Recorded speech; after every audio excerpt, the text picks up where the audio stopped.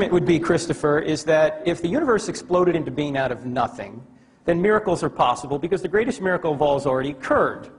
The question is, have miracles occurred in the first century? That requires another debate whereby we have to look at the historical evidence and see.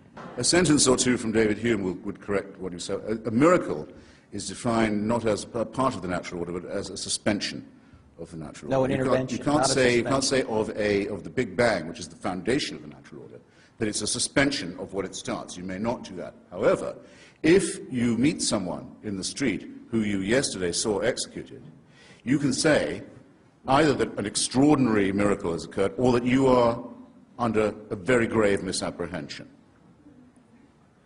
And David Hume's logic on this, I think, is quite irrefutable. He says, what is more likely, that the laws of nature have been suspended in your favor and in a way that you approve, or that you've made a mistake?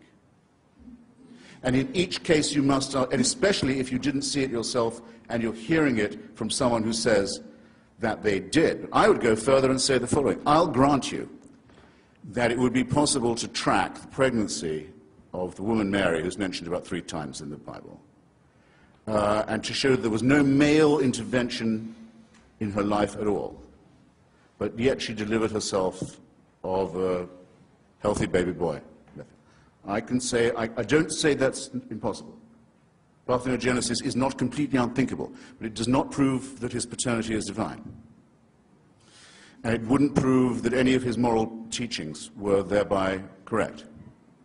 Nor, if I was to see him executed one day and see him walking the streets the next, would that show that his father was God, or his mother was a virgin, or that his teachings were true, especially given the commonplace nature of resurrection at that time and place.